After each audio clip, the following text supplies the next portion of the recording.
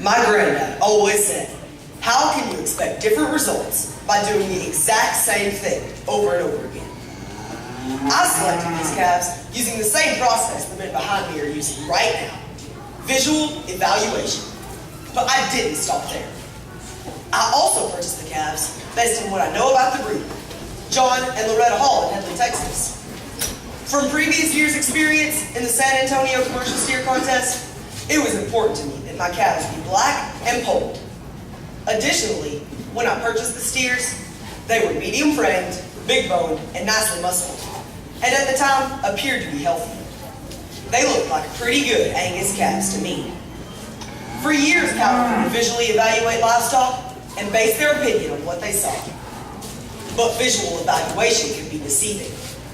You see, these are not Angus calves. They are actually about 90% wrong, and they are not polled. Both of these calves have been dehorned. Before I made my final selections, John Hall provided me with EPD information on several different prospects. EPDs, or expected progeny differences, have been the data benchmark for most ranchers for many years.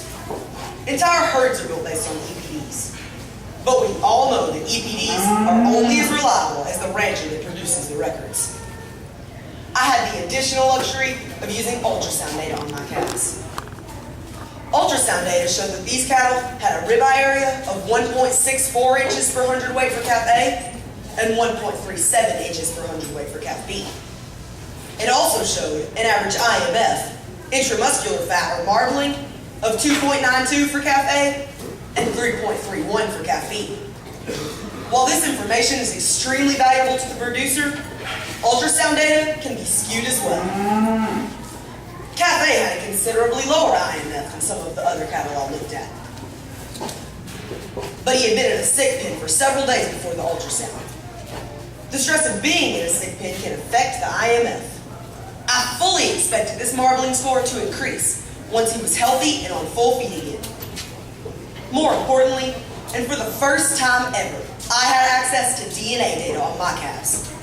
Unlike EPDs or ultrasound technology, DNA technology is consistent.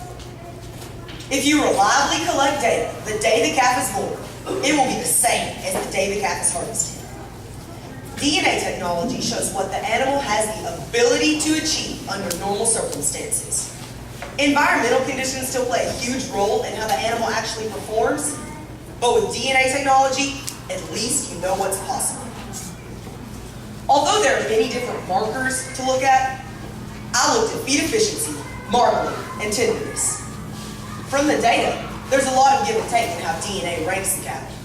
For example, if a calf is very feed efficient, marbling or tenderness may not be as good. But then again, that kind of makes sense. An animal can be very feed efficient, but never get fat enough to produce an acceptable quality grade. I primarily based my selections for this contest on the marbling score. Both of these cattle ranked in the 6th percentile for marbling. This means they should marble as well or better than 94% of the cattle within their breed. This year, I did more than just bring home good-looking calves. I brought calves home to put on feed that had the ability to perform great. I knew they had the ability to perform because I knew their history and I had a look at their future. The point of my presentation today is this. When you see the need to make improvements in your herd, you've all of today's technology available to do it. Don't keep doing the same thing over and over and expecting different results, because it won't happen. Research shows that by using all of today's technology, particularly DNA testing, ultrasound technicians can see a 25% improvement in carcass traits alone in the very first year. My granddad also said that sometimes it takes money to make money. I think that investing in quality information in order to make educated cattle selections is a perfect example of that. My name is Carson. Thank you for your time.